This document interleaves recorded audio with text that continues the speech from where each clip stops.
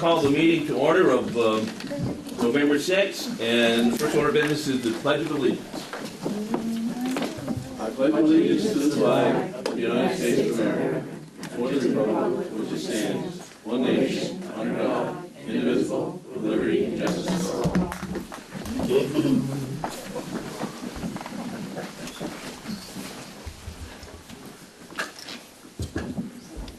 Have we made a motion to come out of executive session? Yes, Sure. Yes, we did. I don't see here on the agenda, but are there any changes to the agenda? Any requested changes to the agenda? Nothing. Not, we'll move on. All right, approve it. I'm sorry, I should have put that. All right, I'll take a motion to approve the existing agenda. So Second?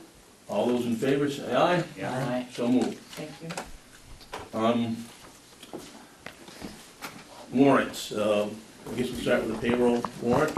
Oh, I have the payroll warrants dated November 3rd, 2017 and October 27th, 2017. The warrant for November 3rd is for the week of October 23rd to October 29th and is for the sum of $14,974.48. The payroll warrant for the week of October 16th to October 22nd is for the amount of $24,383.61. And I'm going to make a motion that we approve And both there's, of those. I'm sorry, but warrants. there's one more. It was one of those rare, Yeah, we Yeah. got three. Yep. So we have another warrant dated October 20th for the week of October 9th through October 15th, and that is for $15,001.33. My apologies. I'm going to make a motion that we approve all three. All those in favor of the motion, say aye. Aye. Those opposed, so moved. Bill, you have the general warrant? General warrants, I have general warrants. Two main items in the warrants are $11,000 for AmCare, ambulance service, and $10,000 for salt. The total warrant is $45,289.28, and I move that we approve these warrants. Motion's been made, all those in favor, say aye. Aye. Those opposed, so moved. That's the end of the warrants. And so we have the minutes of, here's my name tag. We have minutes to approve. What's the date? We have October 6th. October 16th. I'll take a motion to approve those minutes. I'll move that we accept the minutes as written. All those in favor say aye. Yep. So moved. I wasn't here. Next we have from Collins Pearly Board of Directors, Mary Pickner. Come on up, Mary. Evening.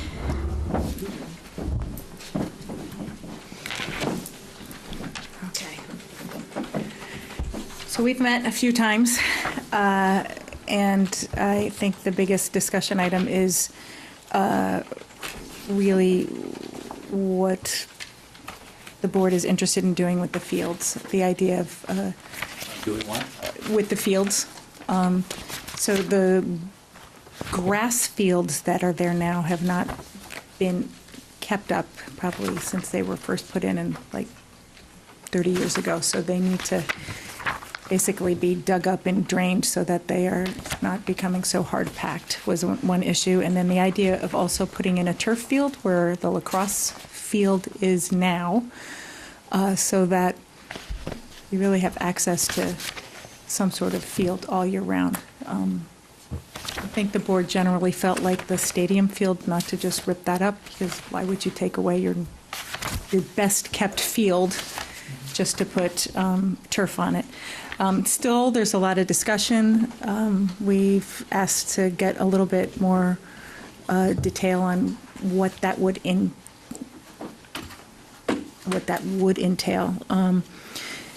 And I know Dave Kimmel is at some either athletic directors conference or some conference that has to do with grass. He's going to too, and one of his main goals is to figure out what other folks have done in their communities, and how do you keep it up, particularly if you use turf, because there is some upkeep involved, and putting those little black pellets back in. So he's off gathering more information about that.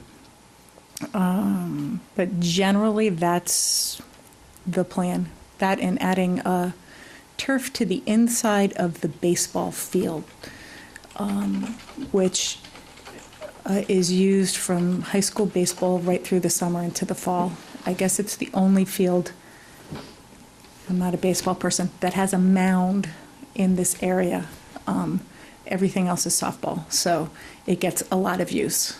So I guess if a lot of places will put turf there so that you can use it a whole lot more without having to constantly upkeep it. Those are the ones that are pretty much on the table right now. Is that artificial turf or sod? Artificial turf. Yeah, I guess it's it's played on every single day from as soon as you can get on that field until late fall. So there's no chance for it to rest, no chance for it to fit and heal. And that is what we are asking to propose, and that I'm not really sure. It has to go to the Maple Run School Board, and they have to look at how they want to figure out how to fund that. But there are other options. But right now, we're just really gathering a lot of information so we can get some accurate figures to be able to present to the board. And when they do the fields, they'll do one grass field a year, ideally, so that not all of them are out of commission. That's the idea at the plan anyway. Other than that, I think that's about all we've talked about pretty much. Has there been any discussion, or maybe has not been any discussion, on the town's desire to have a crosswalk between the Burley Collins and the gas station? No. Could there be? I don't know. That would be a road thing, right? I don't know. Well, I mean, I think it would be a great idea. I think people are crossing there anyway, sort of at the corner of the lacrosse field where the right. walking path starts. Right. Yeah, I know. I see kids dodge across there every day. It's a safety issue. Oh, absolutely. I would think that would be you guys, right? Because it's a town Well, road. we need your help. Or maybe your board should approach the transportation department. Oh. DOT or something. Okay. Suggest it to them, they'll come bother to us, so we get a couple of people looking at it. Oh, I got to know a guy, right? No, I'll find a guy. Okay. No, we can talk about it. I mean, we Okay. did Gary talk gave you all the data. to V-Trans earlier, but it's gonna involve a few private entities, not the least of which is the one across the street. We had a problem with the configuration of the sidewalk that the state was agreeing to, which would be pretty much down by the entranceway of the parking lot and then up the east side of 104 and then up to the stores.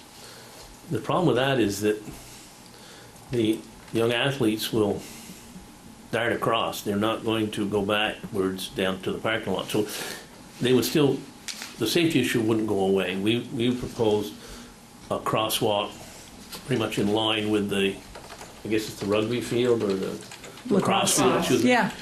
and into the store, because that's where the most traffic is. I don't think they're running over the hotel. I think they're running over the store. Right. No, they go through that. And so doorway. we wanted somewhere straight line. It was simple. And so that's, you know, I think that's the direction we should go. Well, basically, we need a partnership between the school and town to work with V-Trans to make it happen.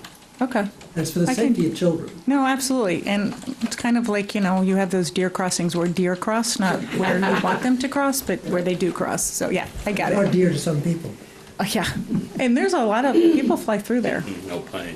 We asked for a reduction in the miles per hour there. We didn't receive it, but we could ask again, because I do think that we could have it reduced, or it should be reduced, because that is a safety zone. Mm-hmm. You know. Also, the amount of traffic that is gathering at that light. I know that just to turn right from by the Jolly onto the highway, like 3 cars get through, so people like zip through. That'd be nice if you change up the lights a little, because I know people will wait 5, 6 lights, and they'd be pulling out of the jolly to get through. So, yeah, no, I can definitely bring that back. It wasn't very long ago that I was one of those deer running across the highway. Cars, no, and the artificial turf, definitely worth going forward and looking into and Right. fact finding, because you've got, at least 4 lacrosse teams practicing on a brand new gym floor with hard balls, or tennis balls, and you've got teams like South Burlington that have artificial turf that are, a month ahead of you with practice time, and Right, it makes sense to at least have one. right. I mean, it's just the climate we live in, but also like if it's, you have a lot of rain rather than having the football game at the stadium, and essentially you can destroy the field in one game, you can hold it there, or there is, whether it's snow or, women's, men's lacrosse, but soccer is another place that you're not, we do have a lot of rain and the drainage isn't up to snuff, that you have those options, so. And those fields are rock hard. I mean, they've been working hard to catch up with aerating on a regular basis to try to get some air back into that soil. But I remember being a freshman, having a gym class with the upperclassmen on the stars of the football and hockey teams, and playing flag football that wasn't actually flag football, and those fields are hard. I mean, I didn't play contact sports in high school, but there's definitely merit to that claim. Right. No, that's good. Right. There's only so many years you can pull plugs out of it before you actually just have to redo them, and that's where they're at. Right. Are they moving ahead with that snack bar by the grandstands of the football field? Yeah, they're doing that. I don't know exactly where it is. I know that Collins Probably Board said to Friends of St. Albans football to go ahead, and they came in with a plan. They're planning on doing it, I think, not this school year, but starting next year. year. They'll make the applications. Yeah, it's in their court. I don't know if they are still looking for funding or what, but we've said, yes, please repair the one or redo it, but it's up to them to tell us when and get all the permits and stuff. Well, when they tell us when, we can do the permitting eventually, so. They're great people. Any other questions for Mary? No, thank you. Thank you very much for coming in. Thanks. Thank you. The next item is the town manager's report. Yeah, so we're working on a number of different things. The first one on here is the burn ordinance. You have, should be draft number 3 in your packet. We did have the fire chief look at it, or public safety officer. Does everyone have that draft? Yeah.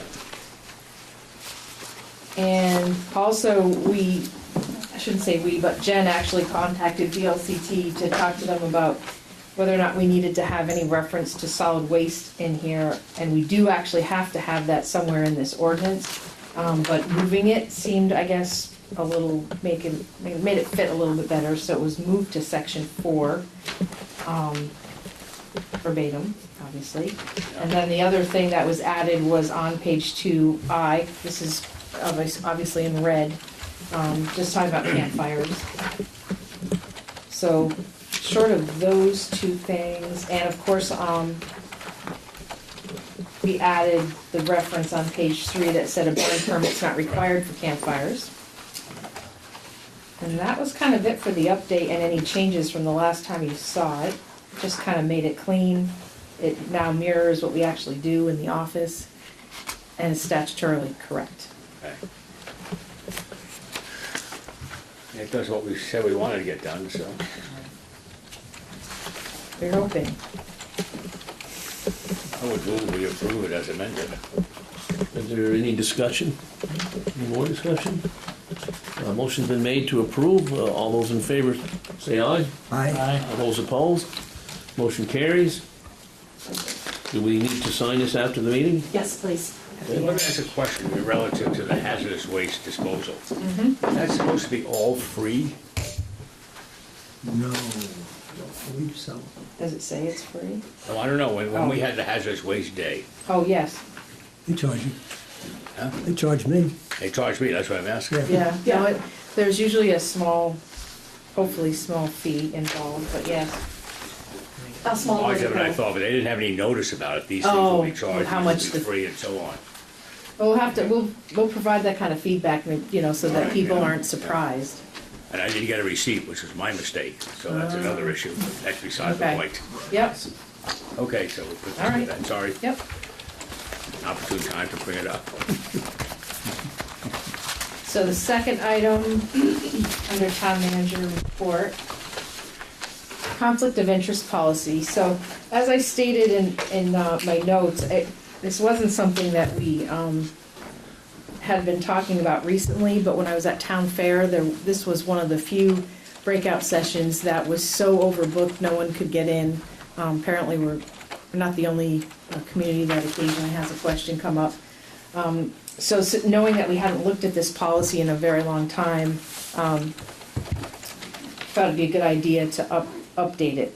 And so instead of just including a select board policy or a DRB policy, that we have a policy that applies to all of our boards. And so in your packets, you'll see draft 1, which really, we just used the VLCT template to make this one. That's the first color.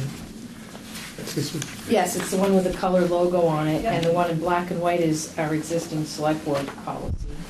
So it kind of just, it defines a few more things and explains for how you go to the next few steps. Does it make sense to try to merge the two or not?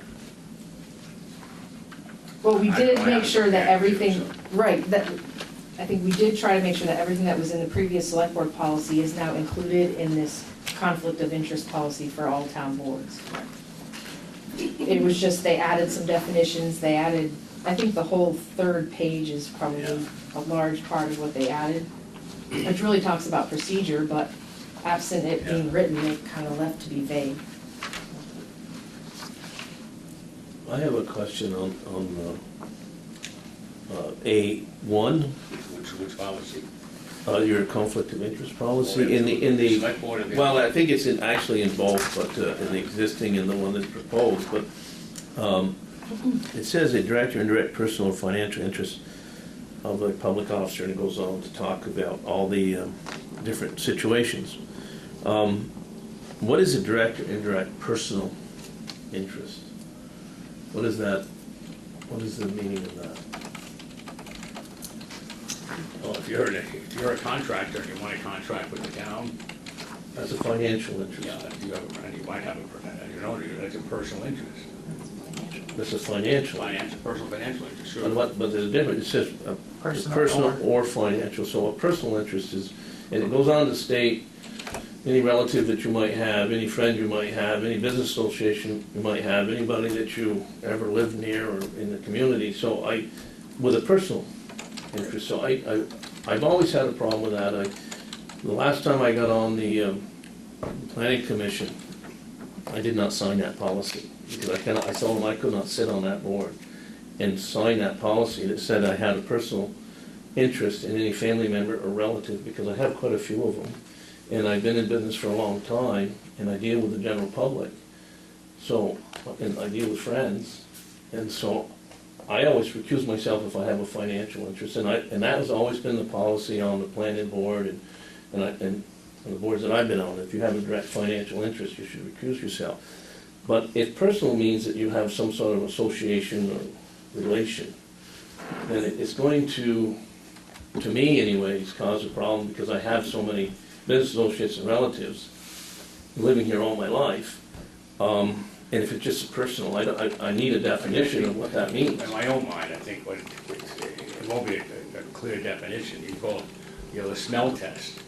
I mean, if you're on a board and you're using your influence as a board member to steer some business to a friend, that's potentially a conflict. See, that's not spelled out, though. I mean, but the problem is it's not spelled out. So you could say that if someone I had sold a house to, and that comes in front of the board, then do I have a personal interest because like a past business association?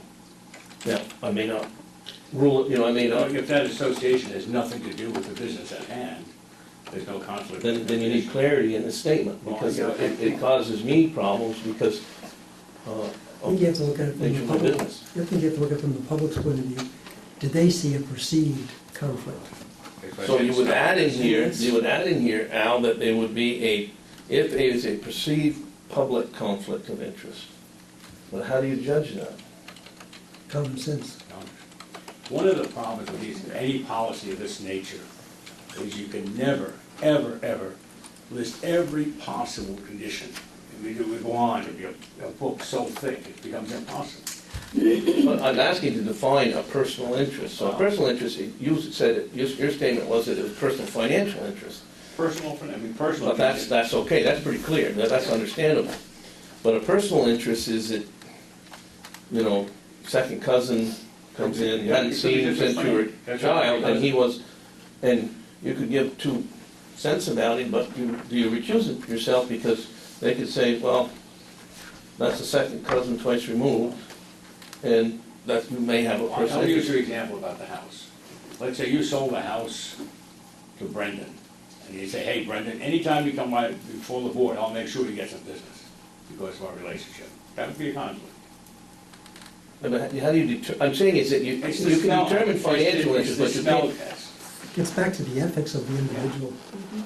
What is perceived to be right or wrong? I don't know. I can hear where you're coming from, but if the language isn't clear, and it's problematic, because someone could perceive there was a conflict when there's not. Because it states so many ways that you could have a perception. But it's straight financial. Like, you've got a business deal, as long as you do business with me, I'll take care of you. That's still a financial deal, right? That's still a financial. But let's say Brendan was your son, and he was coming for a permit. Would you recuse yourself? Yes. Right. If he was your nephew once removed, would you recuse No. yourself? No. But even though you have Thanksgiving with him? It depends on, again, it gets into the person, but it's stretched out so much when it talks about past employees, past employer, business associates. And so if you're dealing with the public, and you own a company that is a public service company, Brendan is in that business field, I'm in the business service field, that I can't recuse myself every time someone has done a bit of business with me and they've come in here. And I'm not the only person in the town that would have that. I'm certainly not the only business person. So I certainly, if it's my father, mother, son, okay, then, it's just like, you can't, in real estate, you cannot not have a conflict of interest with direct relatives, your wife, your children. There's no way. You say, well, I haven't seen them for years. You still can't. But as you get out a ways and past business people, it's not a conflict of interest. So I don't want to have a policy that stops people that are in business from being able to serve on the board. Fair enough. I think the essential issue is if you're using your position, any of us use our position, to favor someone Absolutely. for whatever reason. Okay, Absolutely. so the playing field is no longer level. Right. As soon as that happens, there's a conflict. Right. And I can't define all of them. As I said, that's the smell test. Now, if you have some issue that comes up, that everybody says, no, that's not a conflict, that the public says, no, yes, it is a conflict. And if they really want to go after you, we have legislation in the town that they can force your removal from a board, from an elected position. They can have a recall vote. But it never gets that bad. I've never seen it get that bad, and let's hope it doesn't. I think to Bill's point, let's say your cousin twice removed comes before you. I think you could ask the board, I don't think there's a conflict of interest, but I'll abide by your input. What do you think? Yeah? What do you think? As long as it's placed out there, you know. If you look at page 2, Article 7, consideration of a recusal. It basically says that if you disclose that you might have a potential conflict, something that might come up in the future, you can ask the rest of the board to even go into an executive session to discuss it and decide if a recusal is necessary. So if you have somebody here and you think that this falls under possibly a personal conflict, you can ask the board to adjourn for 5 minutes to discuss it And then if the board decides that it's not worth a recusal, then you're all set. We've actually done that in the past, but that's it. That's what, that to me looks like it's the common sense out that we were looking for. Well, this is a draft, so if we, It is. if we can come up with And we maybe try a to little massage bit, it, right? Right? Change the you know, verbiage. a better definition of personal interest, so that you can, you know, identify when someone on the board has to have that discussion. The other hand, have all your friends and relatives, you don't have to make any decisions. You recuse yourself from everything, don't worry about it. Nobody will love you, nobody will hate you. But I mean, it's people that you've done business with. I mean, we- understand what you're I saying. understand where you're coming from. And Sometimes this We is a just had a small town. discussion where, and I mentioned that I had done business with this gentleman, and it's important, you know. Now, that happens a lot. Now, we're not friends, we're not relatives. Well, we have done business in the past. You know, when you're in business for 30 years, Right. you've done business with a lot of people. Some people come up to you and say, oh, you sold us our house. And you know, who are you? You know, And I'm you still can't remember that. So I just don't want to have a potential for a perceived conflict Right. if it's not well defined. So that was my problem on that one. Okay. Yeah, fair enough. Right. All right, so we'll move on. The third item was mentioned last meeting, and the one before that, actually, memorial and community recognition gift to fund restoration of the St. Albans Bay Stone House. So this was draft one, just to see what direction you wanted to go in with this policy. Gotta start somewhere, I guess, is my feeling, and Al helped work on this a little while ago. I guess when you get to these different recognition items, where's this granite bench going? What's the architectural design where would you put a granite bench with engraved name? On the walking path? You could put it anywhere, and we could decide we want to surround the existing stone house. You could put it right near it, facing the lake. I mean, we could decide what areas you want to place them, so that there are already spots available. That's what I But- thought. Yeah, no, but we have We don't have a a, visual Design. design, right? Oh, yeah, the design of a bench, you mean. oh, no, I don't Where to have, place to, and then where to place the bench. Engraved, they talked about it. We don't have a Granite design. bench would probably be engraved on the granite, Right, it would as be. I read it. Yeah, I agree with that. You're asking about a design for the park itself. Right. And all we have is, for a plan, is a tree planting design. We don't have any other plans for the park. Yeah, it might be worthwhile to slide in, I don't know, a number of benches, if you get Right. 5 benches, you get a Correct. lot of money. at $10,000 per bench, I don't know if we'd ever run into I that. mean, you want, Well, That's not true. We did do that in Rotary, you know, when we actually agreed as a Rotary Club to fund the ladies, and then because of some engineering things that came up, we needed to fundraise more, and that's how much they sold those for, and we sold them all, all the benches in the park. no, the ladies with benches. the benches. Yeah, the ladies too. Well, we did auction a couple, but seriously, it was, because it's so permanent, and it's such a beautiful spot, just like our Bay Park. Yeah, I think it's doable. I'm not saying we would sell them all in 2 months, but over time, I think there are people that would very much appreciate saying, hey, my relatives are in town, I'm gonna go down and show them this bench that we put up. You'd like to have a target minimum number, but you don't want to have Yeah, exactly. You don't want to have a huge number where you trip So- over them.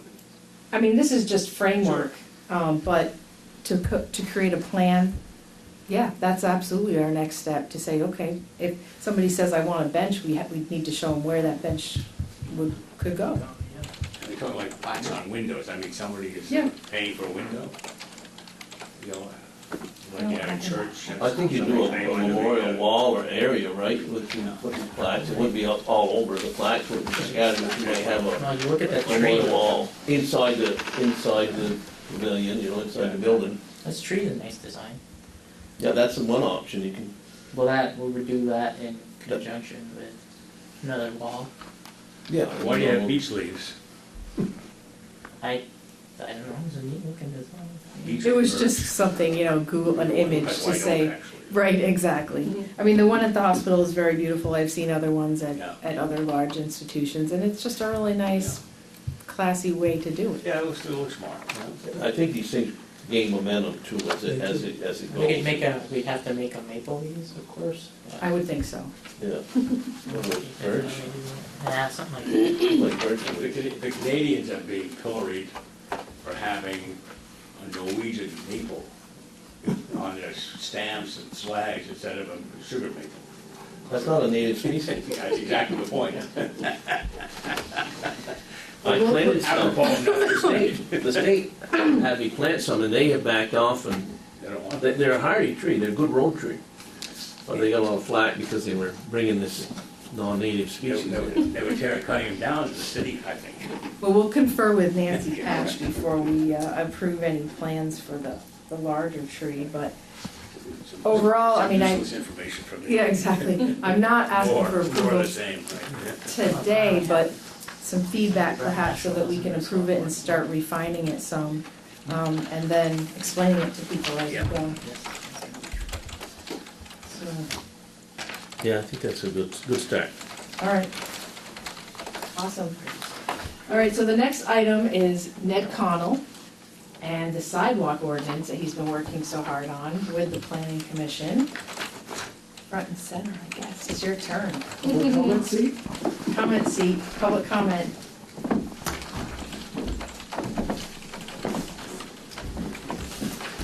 Did you have that best made, or the town? I have this custom made. Did you really? No one else has one like this. No one else. I know you wanted one for Al.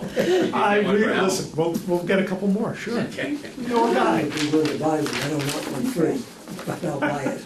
We did get some for all our employees Great, about a year and a half ago. really? That could potentially be a personal conflict. I said I'd buy it. I think after you've been here 5 years, you get the sleeves. I get to say that's okay. So nobody's got sleeves. Yeah. All right. Yeah, but then I'm sure if you get the sleeves, they start turning down the heat upstairs a little bit by every, year or so after that. Hey. So I don't know, I didn't do it, but if you want to frame it up for them, tell them where you've been, who you've talked to about this. Well, we were sort of forced into this, but we've turned it into a good planning tool in the long run for the community. And we were forced by Act 250 and the Regional Planning Commission because they wanted us to install sidewalks sort of willy-nilly in a lot of places that were just never going to see the volume of use and also end up having a fair amount of maintenance that we'd have to do. So we talked among ourselves, the Planning Commission and others, to figure out a way of getting these sidewalks constructed at a time and place and a design that we wanted. So we came up with a plan of this ordinance that has a relatively low price for putting in the sidewalk and taking it out of the hands of a developer and keeping it in our own hands so that at some time in the future and a location and a design, like I said, we can implement these sidewalks. The key thing is we're going to charge $35 a linear foot for a sidewalk where we've said we want one in the master plan, and $17.50 a linear foot for essentially every place else in town to do some basic road widening and some other things. The review that it's going through with the lawyers at this point, it makes me want to say that this is almost certainly going to end up as a piece inside our impact fees because we don't really have a good firm standing in terms of Vermont state law to implement this as a completely standalone fee. So, but the $35 and the $17 are way below the market price. They're about 10 or 15% below the market price. So if a developer would like to construct it when they're coming in, they're certainly welcome to. I think most of them are going to pull out their checkbook and say, here you go, good luck with that. This also, having that pile of money, and I think it'll accumulate relatively slowly, won't be this big pile right away, will allow us to construct it at our own time and place, but also use that as a matching fund for state and federal dollars to come later. So Are there any questions? If I can- Under the impact fees, you have to use them within 7 years, I believe. Correct. So, and is it applied just to generally, or do you have to use it back in the specific area in which the fee was generated? That's why yes, you are correct. That's why I've put in these, well, actually, there's 22 or 23 zones, and we would apply it in that zone. Now, we can do some basic maintenance and do some basic things to get the sidewalks constructed in that 6-year time window. So I think running into that problem of having to give it back at some point won't be one that we will, at least as long as I'm here, run into. But we could still have some sidewalks not connected to the system. Well, we would always start at sort of like, let's just use Congress Street. We would always start at near the city line where there's an existing sidewalk and extend out from there if we were running out of time. We may only, like, let's just say we only had, several $1,000s. We only may construct several hundred yards of sidewalk and stop. And it may seem somewhat absurd, but it's to spend that money prior to having to give back. But also for certain locations like Congress Street, bad choice. Once you started, you'd probably construct the whole thing because it's relatively a short linear foot. But if it was a longer street, you What would if all the do. money came from Prospect Street? Could you still use it on Congress Street? I would say that would be. I would recommend against. I believe the impact fees, the way they're structured right now, is for a specific purpose, not a specific location. So for example, if we have recreation, Correct. we collect, that can go into a particular park, you can go into equipment somewhere, you can go into subsidizing a program and so on. So it's not place specific. Similarly with education, that's a bad one because we pay that straight to the school, but then they spend it the way they like. That's not the way I read this. Yeah, this is relatively specific, and if we had a more specific. Impact fee, that would have to be a specific ordinance separate from this. Correct.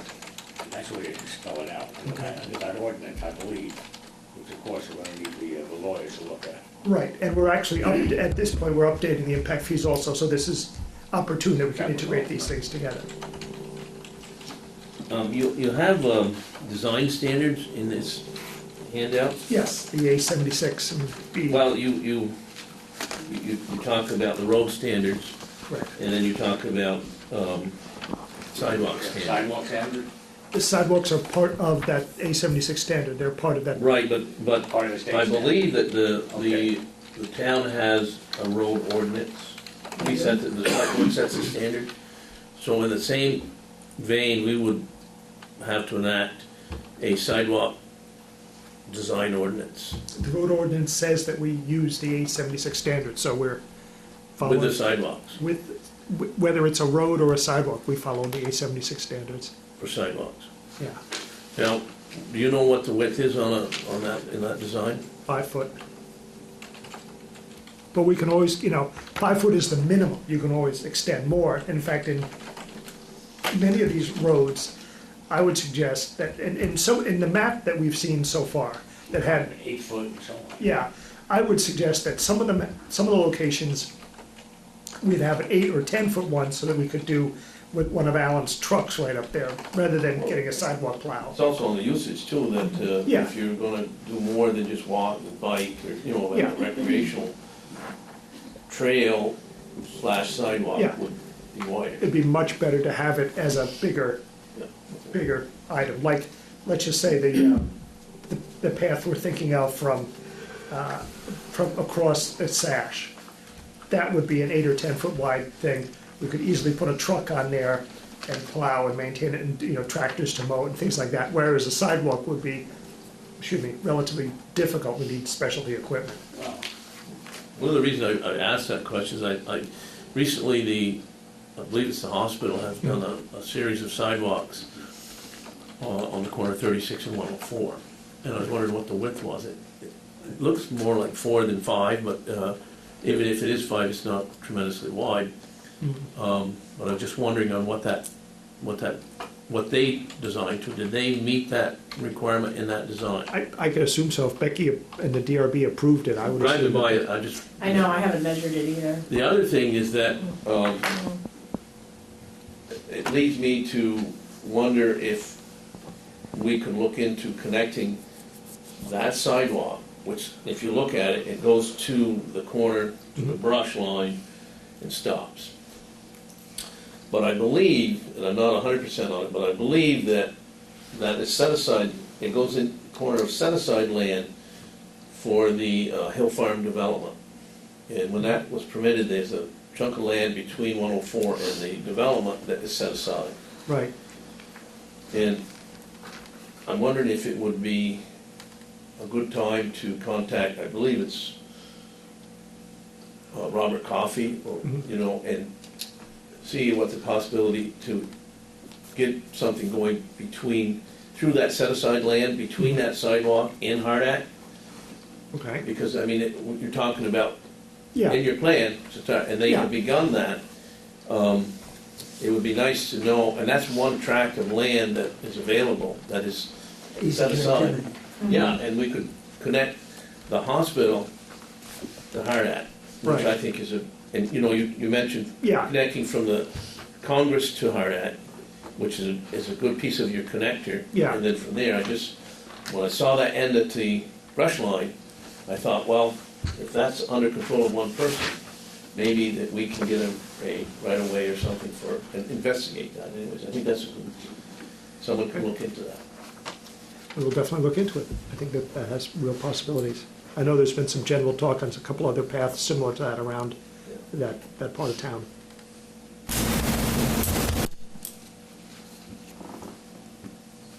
Any other questions?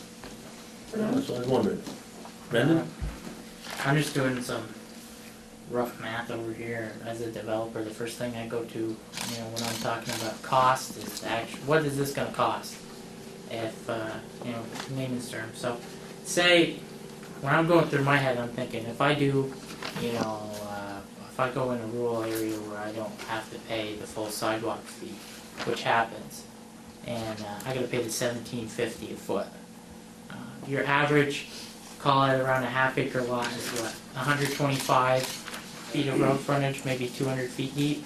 Depends on your zoning, right? Yeah, you get into that, but say you have to put in 600, 700 feet of, and it's only on one side of the road, but say you gotta put in that wide shoulder, or you're paying that, the cost per lot is about equal to what the impact fee probably would be, so it's essentially a second impact fee that's going towards the sidewalk fund, is the way that you look at that. I mean, and then if you do the math on what it would cost you to build a sidewalk on a flat piece of property, where you're only putting in stone and then constructing it to A76 standard, it's very comparable to the $35 a foot. You're more apt to say, like Ned was suggesting, you're more apt to say, I don't need the headache, I'm gonna write the town a check. Instead of building my sidewalk to nowhere and fighting with Act 250, I'm just gonna write the town a check and they can use it as they see will positively affect my area the best. And I think that's what we need to encourage. We're getting our hand into the sidewalk and the pedestrian business really, and we're directing traffic so that it better benefits the town, because what we've seen the last couple of years are bigger projects putting in sidewalks that lead to nowhere. And you think of a couple off the top of your head and you think, well, if they would have just extended that one, that would have made life so much better than this one. And that's what we're after, we're forced into doing it. It's not that anyone here said that the town of St. Albans should get into the sidewalk business. It's that regional planning and Act 250 are starting to mandate it, especially in growth centers, so that we should get involved to make sure that it impacts the town as best we can. On our own, so we do. We have so that- mandated Yeah, it. so We have we, mandated yeah, so that in- we in have it on growth our terms, on our But locations. we've got it in our- our bylaw. Yeah, One thing I'm concerned about with an impact fee ordinance, the impact fee is normally a uniform fee for everyone affected. And the fact that you have two different tiers creates a problem for me. One tier for locations, one tier for outside of those locations. I think it'd be better served legally that everyone pays the same fee, whether they're in or out of this area. That's gonna make life a lot easier and a lot fairer for everybody. And more money. I'm not concerned about generating more money in that sense, but you wanna do the thing that's right. If it generates more money, so much the better, but, I think you have to be uniform. I mean, it's like the road impact fee, you don't charge if you're on a class 1 road or class 2 road or whatever, you just pay the road ordinance. Right. That's it. Anyway, that's my Okay. comment on that. Well, I'm just thinking that having the second fee for half of the $35 fee, the $17.50.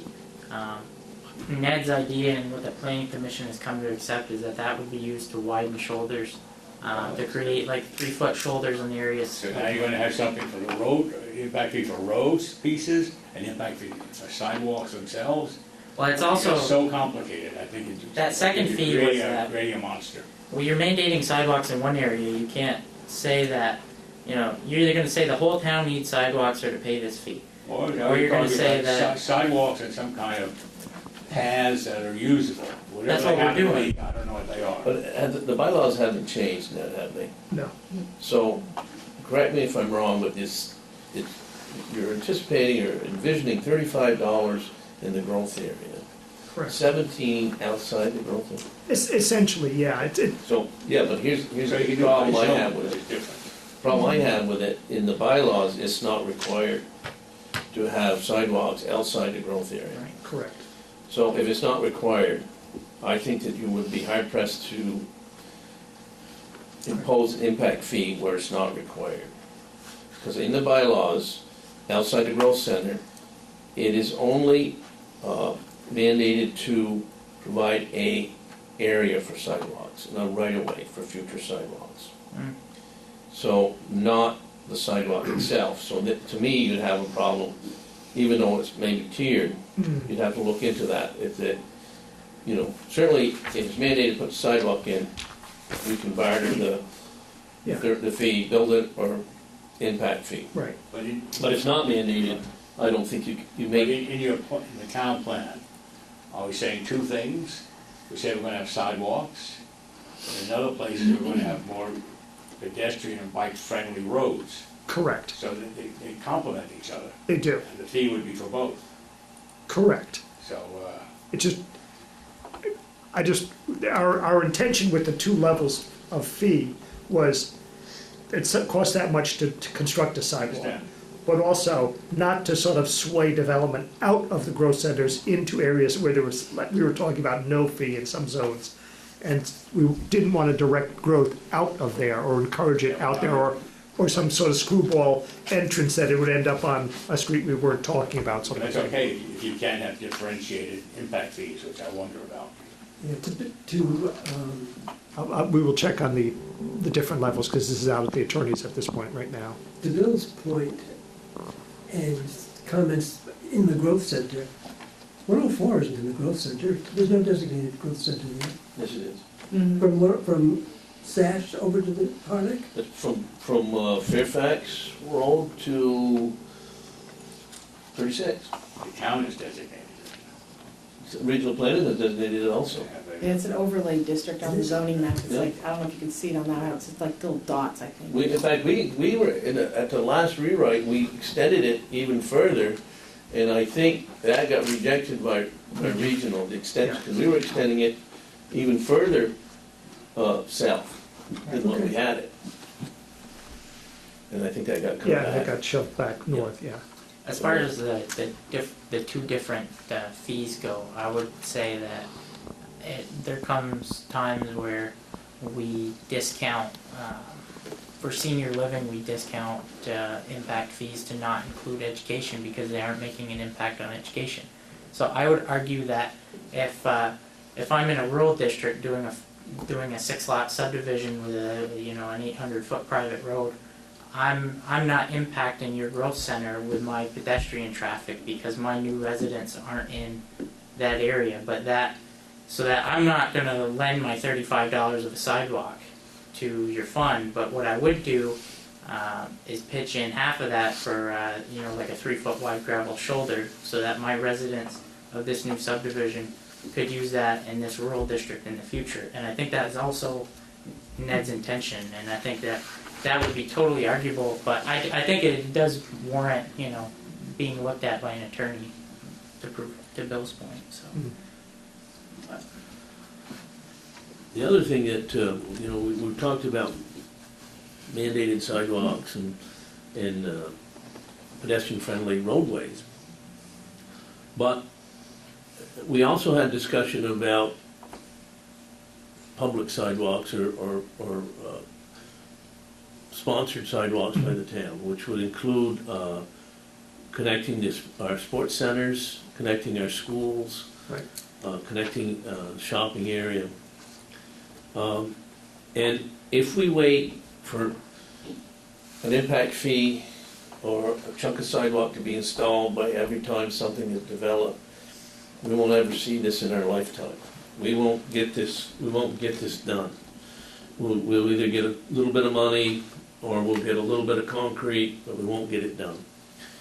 And I think it's important that we start, and I don't even think we need to wait for grants or anything, but to start constructing recreation paths and connecting to our schools to the sports centers together. And these would be and the shopping areas, this would be our main arteries that all these little segments will eventually connect to. But if we just wait for every time a development, we're gonna get little sections, 1 or 2 a year, Right. and you'll never see it happen. So, it's important that you get this plan and this mapping, and, because you gotta give people direction, which you've done. Right. But I think the next step, and the most important step, is to begin to have a plan and start constructing. Yeah. Not matching fund or studying all that. Begin, because we know where our sports centers are, we know where our schools are, we know where the footprints are. And let's start constructing, And these are gonna be publicly funded. Right. And I think it'll be well received. And that's our intention, is to go after grants, to go after, and sort of anything and everything. Well, we should find out also then that whether the public, are they interested in, the town residents, are they interested in putting tax dollars into this, not just grant money? Because the thing about grant is that you apply, wait till next year, apply, Yeah, and you go through all that thing, and years later, if the demand is there and it benefits the overall vitality of the community, then right. we should poll the public, poll the taxpayers, and see if there's interest there to start funding these things and get it done. I think you could also have DPW start getting things shovel-ready, so when the grants come by, you're already ready to go, which will help attract Well, money. I'm sure And the you start gonna spend- DPW can build a sidewalk. Yeah, I know, but you can, yeah, but we can start spending money, having them get everything ready to go. Right. I agree. There actually is, as part of the Route 7 Better Connections study going on, there's a survey going on of townspeople. So we will have good, accurate, current information on how much they're willing to spend and how many times they're willing to use various roads in town, so we'll. And it can be found where? I wish I knew the website off the top of my head. I will email it out to anybody, and I will have AJ put it on our Facebook page tomorrow or the next Because week. Rise Vermont was helping, right? Yeah, and in fact, it just went, it's a wiki map, and it just went live sometime this afternoon, hopefully. Can there also be a link on the town's website? Yes, Yeah, yeah. we'll put on links and everything out there soon. In fact, I haven't looked at the town website today. I know AJ was fiddling with something on it today, but there was internet problems in the area, so I don't think she did it right away. So, Yeah, that internet issue was actually countrywide. yeah, no, it was just, it was doing weird things, and it was a good choice not to put something else extra up there. Any other questions for Ned? Good work. Thank you, Ned.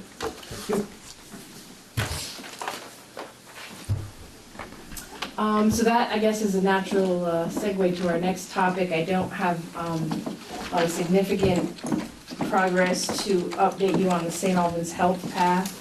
Let me just see from the last time.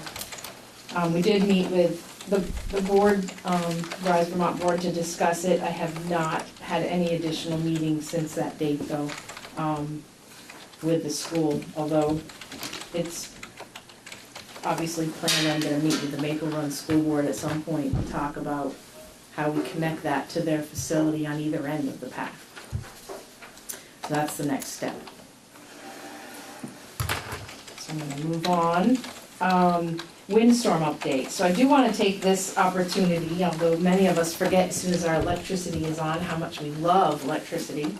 I don't mean that sarcastically, I very much love it, but I wanna do a big shout out to our fire department and our DPW crew who began almost immediately clearing trees. I know the fire department was out at 1 for a couple hours. Alan and his crew was out. Almost everyone on the team had overtime, of course, Monday, just literally clearing whenever and wherever we could unless there was a power line in the way. So I can't thank the crews enough. And I also know that the fire department, I mean, the police department as well, did some extra shifts, just trying to take care of people on a case-by-case basis. And even as we progressed through the week, when we realized that some people were gonna be without power through, more than 1 day or 2, and it turned into 3 or 4 for some. Bob Cross, literally, our public safety officer did some well visits, and we worked with Franklin County Home Health to also reach out to our most vulnerable to make sure that they were okay, because some of those people in the most need they didn't want to be a bother, and in fact, they were probably in more need than some of those that were complaining. Although, very few people did. So overall, it was a good team effort. So I just wanted to take that opportunity. Oh, and also to thank Dave Kimmel and Sean Coleman. Sean Coleman's our regional planning rep. He's our emergency management person. He helped coordinate the efforts in our county and then works through the state Vermont Emergency Management to funnel that data through them. I've heard they're doing a FEMA declaration, so we're gonna do our necessary paperwork if that actually comes through. And also of the very basic needs, many of you are probably aware, but I want to thank Dave Kimmel for reaching out and offering Collins Pearly, which had power, had warm showers, public bathrooms, lockers. You could charge your devices there.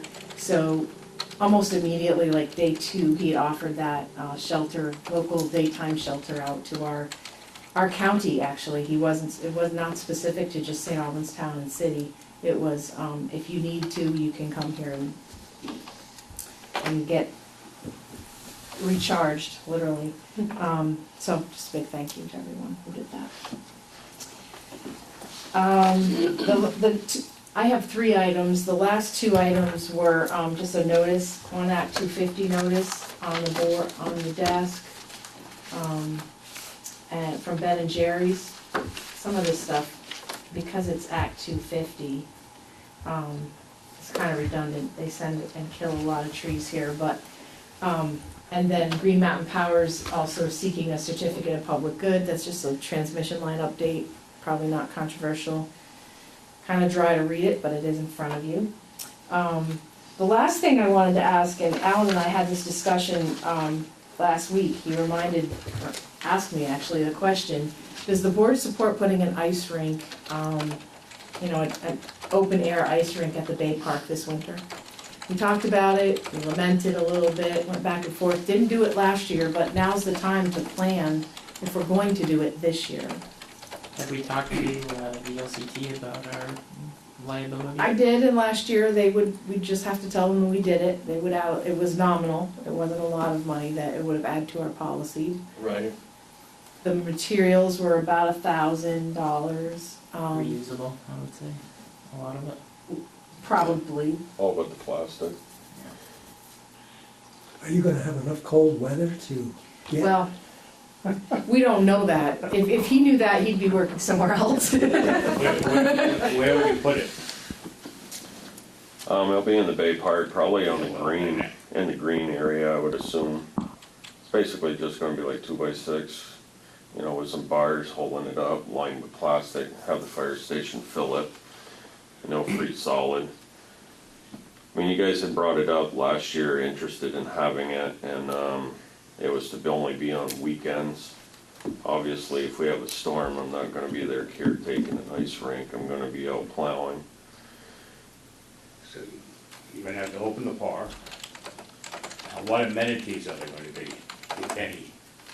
Well, I had figured in a little, it's like a half carport shelter.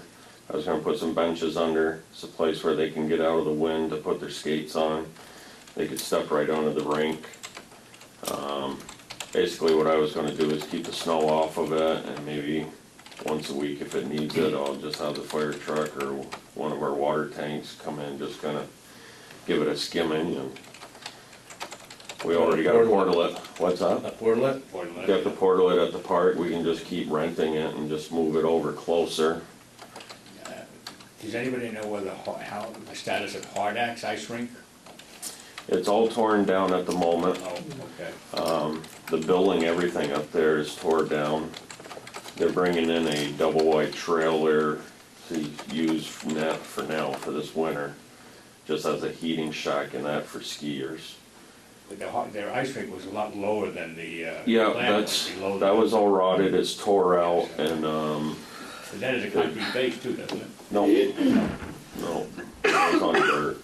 All right. They are gonna rebuild eventually. I don't know if it's gonna be ready for this year or what the status is.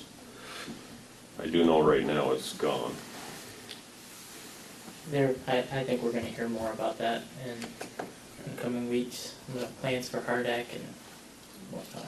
But I would say that we probably could ask our insurance rep about maybe doing a one-size-fits-all sign by the entrance to the rink, maybe a liability release.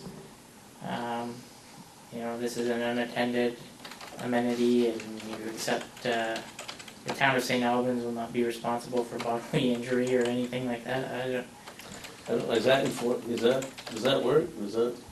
I think- Might get you off the hook, you know, I don't think They want anything the gets you, insurance. right, Right, you want the insurance, but yeah, I mean, Originally, you guys wanted to keep a rink on the lake, and the insurance was going to yeah, they insure were, it. So I would assume it's gonna be a lot safer than that, just having 6 well, I'm inches just of thinking water on the avoiding ground. lawsuits anyway. you can't disclaim all really you avoid want and see that. what happens. Yeah. But when we add the policy, we can add this, You Ryan, use we it at can your ask own them risk. if- kind of. Exactly. if they require us to Yes, put a my other sign. question is, would we have to have somebody that's, I don't wanna use the word supervising, but being available anytime it's open? Question. I don't I think don't so, see- and that would be a deal breaker, I think, for us. Okay, I don't mean, know. Yeah. And how would, But you have to be prepared if it's necessary. If it, either you shut it down or you put someone there if it's a problem. I mean, you just can't, you know what I mean? You don't wanna have to have somebody there, but if it somehow becomes a I mean, you problem. go to the complex for public skating on Sunday, That's supervised. it's not supervised. I guarantee it is. It's not. Somebody's gotta be in the I building. used to Mary's take been my, doing it for years, supervised. I mean, there's someone in the building, but they're not there in the Oh, rink. right. They're not Pay on that as a this. thing. well, And they're paying for that too, mostly. Exactly. yeah, they do pay. I don't, if, I know the rec department has, maybe they were the ones that run that on Sundays. Yeah. Somebody works there, My daughter, they collect, well, my girlfriend did it a couple times, collecting money for the public skating, and they charge by the head, and there's age brackets, but, I yeah. think it's a good idea, but just make sure we don't create a monster. So do you need what do you need to, Just consensus, Yeah. just didn't wanna so what is create the a, consensus? Fine Al? with me. Bill? Yeah, good, go ahead. I'm up for trying anything once. It's only gonna be a few bucks for material, so it's no big deal. right, exactly. I just wanna get it set up before And we'll we have- start getting Let's frozen. have I do some think you sort have of to have a sign. contingency plan, though, Al, that, you know, that to get it running, somebody's gotta just kinda keep an eye on it a little bit, see how it's going. I mean, you don't, especially up and new, what the usage is, and, you know, just check on it if we, you know, you just can't build it and walk away, you know what I mean? Yeah, under our vendor policy, couldn't Elaine be down there selling hot cider and donuts? Our food maven. That'd be great. Yeah, especially when it's cold in January. Actually, All right. that wasn't a bad idea. You have to set the What if building. they- It's no different than having a vendor there for payday. What if someone wanted an organized event or something, you know, wanted to, Do like a, well, a a lot of people try to do like, Have a hockey game. yeah, you know. hockey tournaments. I would simply leave it as public skating. Public skating, yeah. For now. I mean, unfortunately, a lot of times on the weekend, the complex gets canceled because there's so many leagues renting the ice. So to have a place just for someone to go and skate, I think it would be a good thing. And I'd stay away from parties and stuff like that. No one can rent it. This is a public community rink where you can Right. just come and use And if we stuff. have to, we'll have a sign that says it's closed, if like we have a thaw for a week or so, or it just seems unsafe. Or about like a stick and puck type thing, passing around a hockey puck on this rink. Are we gonna prohibit? So you got a little hockey game going on. Yeah. Are we gonna prohibit That's what I got hockey you. equipment or? Well, if Probably- you're a small kid, they can wear a helmet, but I would say. No, I mean, I'm I would talking- say no hockey sticks and no hockey pucks. It's public skating only. Right.